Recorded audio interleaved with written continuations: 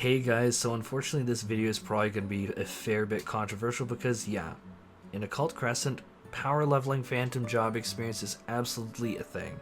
This is an awesome opportunity to make gil for those who want to capitalize on basically players with more gil to burn that just want to power level their phantom jobs up quickly. And frankly, if I'm super honest, this is very chill, mechanically easy. This is quick and easy, which is fantastic combination. This is less mechanically engaging than any of the critical engagements, I'd say. And keep in mind, this is like mighty fast. And you also get a boatload of gold through this. So, for those who want to level fast, and for those who are eager to take Merc Run Gil from a person wanting to just blast phantom job levels or comical levels, this video is for you. Also, dare I say it, if you plan to gold farm in Occult Crescent and you have 7 or 6 other people, so you being the 7th, and you just want to pick up someone to power level and get gil in the process, I kind of think, why don't you do that? Because if you're gold farming anyhow, and you'll see the technique in a bit, you may as well profit. And another thing about this and why it's so pivotal is that phantom job leveling for mastery is where the actual grind of Occult Crescent is at. Knowledge level is actually super trivial to max out, and frankly at this point, I can speak for myself at least, I literally will just release when I die if a revive isn't fast enough and I plan to knock out more critical engagements. It literally is worthless. The technique for power leveling someone is really simple. If you checked out my video from yesterday, I do go over the best gold farming method, and you're going to notice a lot of similarities.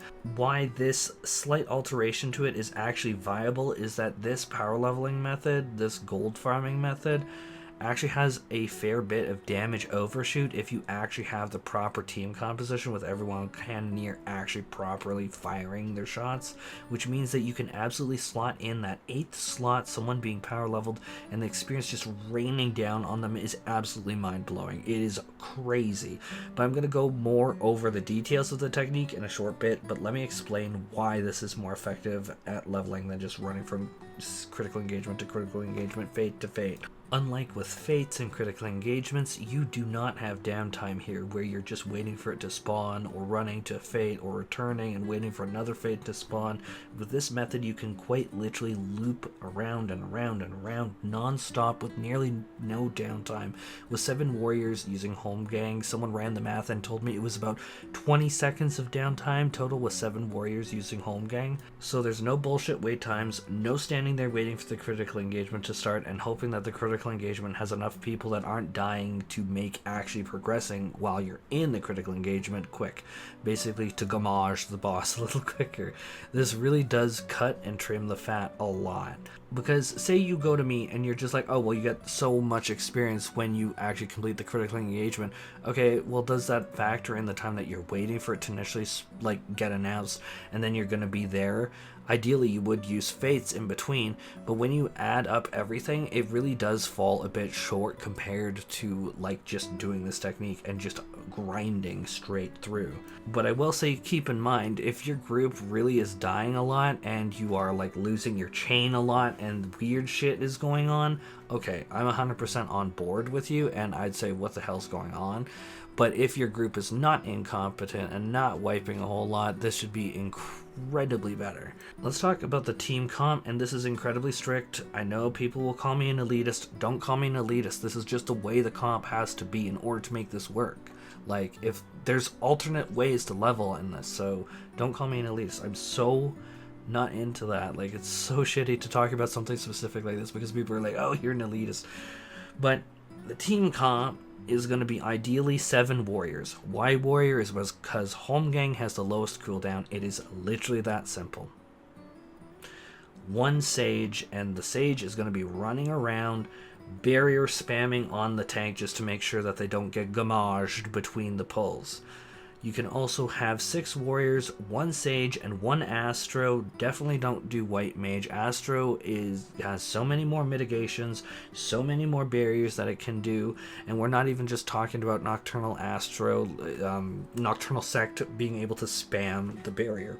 I mean, like, literally even the cards are really useful. Like that bowl card that we all laugh at and it's like, 10% more mid on the tank. It's actually friggin' great for this now. Like Astro, I wouldn't do this on White Mage. And the same thing for Scholar. Scholar just cannot keep up with the pace of this. And now this next point on which Phantom jobs to pick is incredibly critical, and I would not be doing this technique if you do not have at least a level 3 Cannoneer. Every single person, other than the person being power leveled, needs to at least have a level 3 Cannoneer. This is non-negotiable.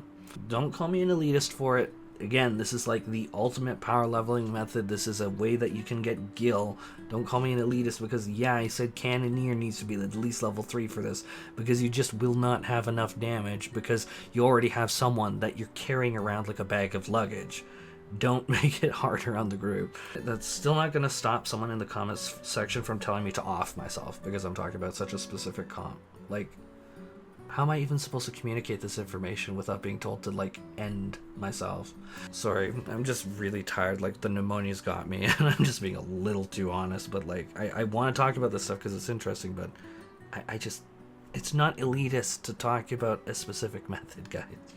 I think the crazy thing is if you scroll down in the comments, you might see people do that. Although YouTube has like an automated filter, like they actually literally automatically filtered like the most egregious comments, and like, oh my god, the amount of people telling me that is just crazy. So as soon as you get the group there and all set up, you're gonna put a number on all the tanks, 1 through 6 or 1 through 7. Whether you take an Astro or not is going to determine that. And then whichever tank whose turn it is to go gathers all these mobs, and then they're blasted with Cannoneer fire. As soon as that pack is done, next tank goes, you take on that one, so on and so forth, looping and looping and looping until the entire group is done, or someone needs to puke because, oh my god, we've gone around this circle for 2 hours. Like, you can really do it, no issue. Now, like I said, this is bar none the fastest method of leveling a Phantom job, because you're just raining down all this experience into them. It's crazy. You don't run around. You can keep the chain going. That's another thing, is this is so easy to chain. It is really, really easy to chain this. And this is like bar none the fastest method. No running around, no messing about with like people who are dying in critical engagements. And the other advantage of this is that it is also an ideal gold farm. So everyone, including the person being power leveled, is getting an absolutely comical amount of gold in record time. Like, at this point, it makes sense why gold values in the shop are so much higher, such as you can get the armor upgrade to +1 your armor for less silver. I think it's like 1,200 silver, whereas for gold, that same upgrade is 1,600. And I think it makes sense now that I've done this gold method for hours. Like, I've +1'd all of my healer set. I almost have +1'd my entire caster set. And no, I'm not lying. Like, this is actually true. And like, maybe I'll throw footage on it, but like, this is just that insanely good of a method. And so that kind of makes me want to say, if you're already running a gold farming group, why not find someone that, hey, I have like way more gil than time on my hands. Just crank my Phantom jobs, just send them flying on a rocket to like the moon or Mars or whatever, and just watch them go. And like, you get the gil, you get the gold farm going, why not?